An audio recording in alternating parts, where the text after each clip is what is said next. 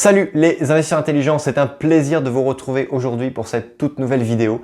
Vidéo dans laquelle on va parler d'une technique qui est assez peu courante quand même dans le milieu de l'investissement immobilier ou dans le milieu de l'immobilier tout court. Mais c'est une vidéo, vous allez voir, qui fait suite à un commentaire qu'on m'a posé très récemment sur la chaîne. C'est un commentaire qui m'a été posté par Alex Duporge. Voilà ce qu'il m'écrit. Salut Rodolphe, tout d'abord merci de continuer à nous partager ton expérience dans tes vidéos. C'est très enrichissant. Merci, je le fais avec beaucoup de plaisir. Je suis sur le point de signer un compromis, toutefois, les propriétaires ne souhaitent pas avoir affaire à quelqu'un qui passe par un crédit.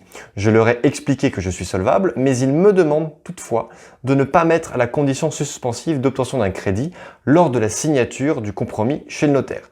Alors déjà, excuse-moi, mais Alex, je tiens à te signaler que ici, tes vendeurs sont un petit peu bêtes. Pourquoi? Parce que si, admettons, là tu parles pas du prix de la vente, mais si la vente se conclut pour un montant de 200 000 euros, faire appel à des acheteurs qui ont 200 000 euros disponibles immédiatement sur des contrats d'assurance vie ou sur leur compte courant, ça doit représenter peut-être moins de 1% des Français.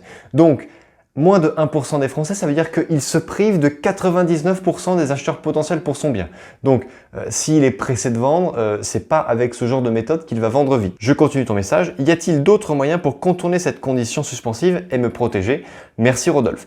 Donc, Alex, oui, il existe des moyens de les contourner, mais avant d'aller plus loin, ce que je voulais te dire, c'est que quelque part, le sujet caché dans le message que tu me mets, c'est que se passe-t-il si on ne met pas la clause suspensive d'obtention de prêt? Avant de répondre à cette question, ce qu'on doit essayer de savoir ensemble, c'est qu'est-ce qui pousse le vendeur à ne pas vous autoriser la mise en place de cette clause suspensive d'obtention de prêt? Donc déjà, par rapport au texte que Alex a écrit, il y a déjà plusieurs indices qui y sont en fait, et on va voir ce que ça nous dit déjà sur le vendeur. Premièrement, pourquoi le vendeur refuse-t-il? Il refuse parce qu'il a déjà essayé de vendre. C'est-à-dire que dans ce cas présent, Alex est peut-être le 3e, 4e, 5e acquéreur potentiel pour ce bien-là. Sauf que tous les précédents ont donné au vendeur ou au notaire du vendeur une lettre comme quoi la banque refusait de leur prêter de l'argent. Donc du coup, il y a eu un refus de crédit, ce qui fait qu'aujourd'hui, le vendeur, il n'en peut plus d'avoir des refus de crédit. Donc il demande à signer un compromis de vente uniquement avec une personne qui devra dédommager le vendeur si jamais il n'obtient pas de crédit parce que il veut être sûr et certain que le potentiel acquéreur sera vraiment motivé pour réaliser la vente. Ça, c'est le premier indice que ça nous donne. Donc déjà, on a un vendeur qui est un petit peu dégoûté. Deuxièmement, on a un vendeur qui veut être sûr et certain d'avoir son argent. Ça veut dire par là que le vendeur a des échéances à payer, ça fait longtemps qu'il a ce bien-là, peut-être qu'il le vend dans le cadre d'une succession, il a bientôt les droits de succession à payer, peut-être qu'il a un prêt relais sur sa résidence principale. Bref, ça nous donne un indice comme quoi le vendeur est pressé de réaliser la vente. Troisième point que j'ai pu découvrir, c'est que c'est un vendeur qui clairement est fatigué de vendre. Il est fatigué, ça fait 3-4 fois qu'il se rend chez son notaire pour signer un compromis de vente. Ça fait 3 ou 4 fois qu'il reçoit une lettre d'une banque comme quoi le crédit n'a pas été autorisé envers l'acquéreur potentiel.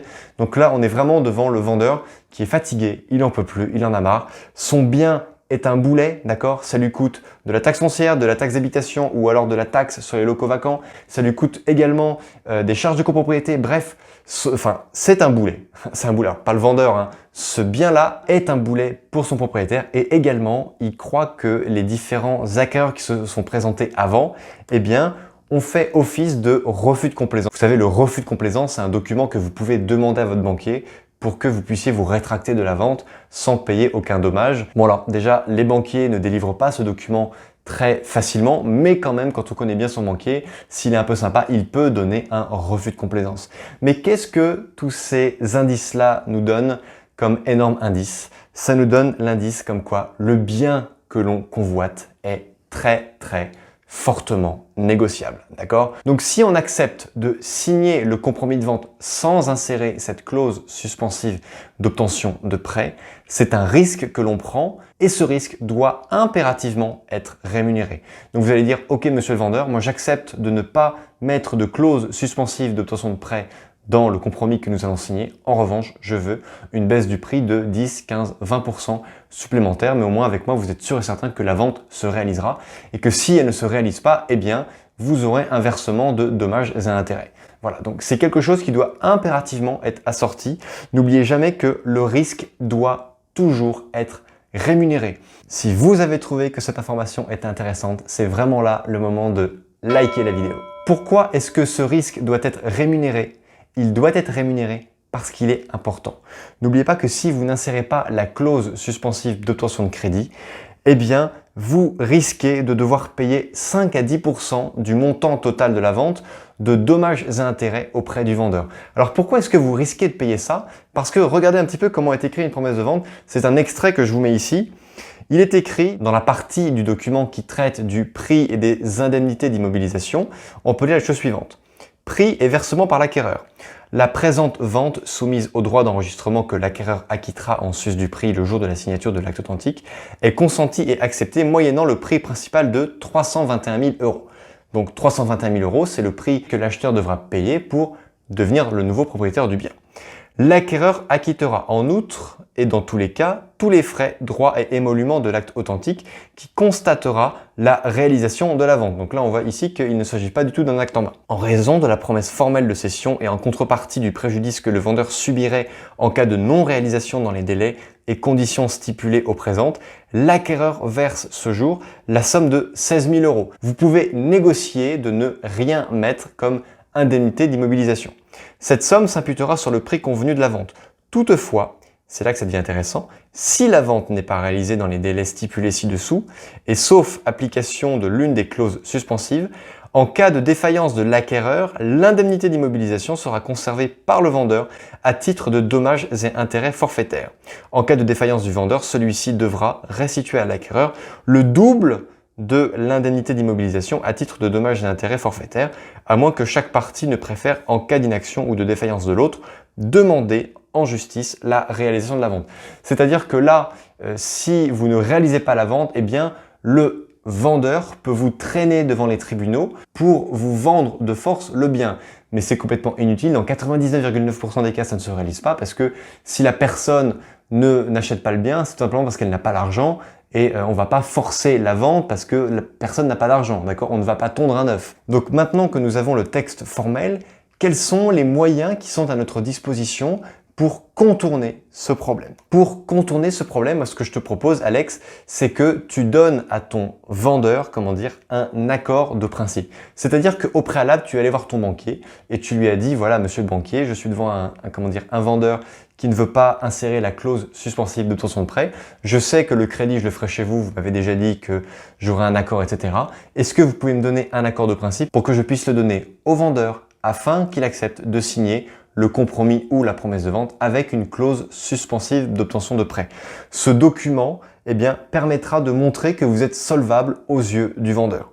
Deuxièmement, vous pouvez très bien montrer au vendeur des relevés de compte que vous avez, attestant que vous avez pas mal de capital, qui fait en sorte que si vous avez beaucoup de capital, ce sera sûrement plus facile pour vous d'emprunter parce que si la banque vous demande un apport, vous pourrez mettre cet apport. Évidemment, ça, vous pouvez le faire que si vous avez du capital ou de la trésorerie au niveau de vos finances. Ensuite, Alex, tu peux montrer au vendeur tes bulletins de salaire, montrer combien tu gagnes, lui expliquer comment fonctionne une banque et lui prouver que le crédit, tu l'auras. Quatrièmement, tu as également les 10 jours de loi SRE qui te permettent de te rétracter pendant les 10 jours qui suivent la signature de ton compromis. Donc là, mon conseil, c'est quoi? Dès que tu as en main les originaux de ton compromis de vente, tu as 10 jours pour courir chez ton banquier et obtenir un accord de principe. Si le banquier te dit, écoutez, Alex, je suis pas sûr à 100% que vous allez avoir votre crédit, dans ces cas-là, tu te rétractes. Ok, tu te rétractes. Et si le vendeur n'accepte pas, malgré tout ce que tu lui as expliqué juste là sur ma droite, tu te rétractes, d'accord? Tu n'as pas à prendre le risque parce que si le bien est vendu à un prix de 300 000 euros et que tu dois payer 5% de la somme, 5% de 300 000, ça fait 15 000 euros. Même si tu les as 15 000 euros sur ton compte en banque, tu n'as pas à les verser en pure perte, en dommages et intérêts auprès d'un vendeur qui est déçu d'avoir raté la vente. Et s'il te plaît, Alex, n'oublie jamais cet adage qui doit être écrit sur le front de chaque investisseur. Mieux vaut rater une bonne affaire que faire une mauvaise affaire. Et même si c'est une bonne affaire, les conditions d'achat font partie de l'affaire elle-même. Donc si le bien est top, mais que les conditions d'achat ne sont pas top, il y a de grandes chances que finalement, ce ne soit pas une bonne affaire. Maintenant, par rapport à ça, quels sont les conseils que je peux vous donner pour avancer dans ce genre de situation. Le premier conseil que je vous donne, c'est d'avoir votre propre notaire, d'accord? Vous allez signer sûrement ce compromis de vente chez le notaire du vendeur, mais vous devez le faire impérativement en présence de votre notaire à vous. Si ça se fait devant agent immobilier, insistez auprès de votre notaire pour que votre notaire se déplace en agence immobilière, mais ne signez jamais un document tant que votre notaire n'a pas signé avant vous. Ça, c'est mon premier conseil, c'est peut-être le meilleur conseil que je peux vous donner dans cette vidéo. Deuxièmement, au niveau de votre banque, ayez toujours sur vous, d'accord, un accord de principe. L'accord de principe, c'est quoi? C'est le document qui dit que Monsieur Alex est finançable à hauteur de temps et donc ça peut couper court à toute négociation et ça peut surtout faire accepter le vendeur de mettre en place cette clause suspensive d'obtention de prêt. Et enfin, le troisième conseil que je vous donne, eh bien, c'est par rapport à la négociation. Si le vendeur a raison de vous et qu'il n'accepte pas que la clause suspensive d'obtention de prêt soit à l'intérieur du compromis ou de promesse de vente, eh bien, cela doit se solder par une négociation très forte de la valeur du bien. Cette vidéo est terminée, j'espère qu'elle vous a plu. N'hésitez pas à la liker, à vous abonner à la chaîne et à la partager. Également, posez-moi toutes vos questions en commentaire. Vous savez que je lis et que je réponds à absolument tous les commentaires. Je vous dis à très bientôt dans la prochaine vidéo. Ciao!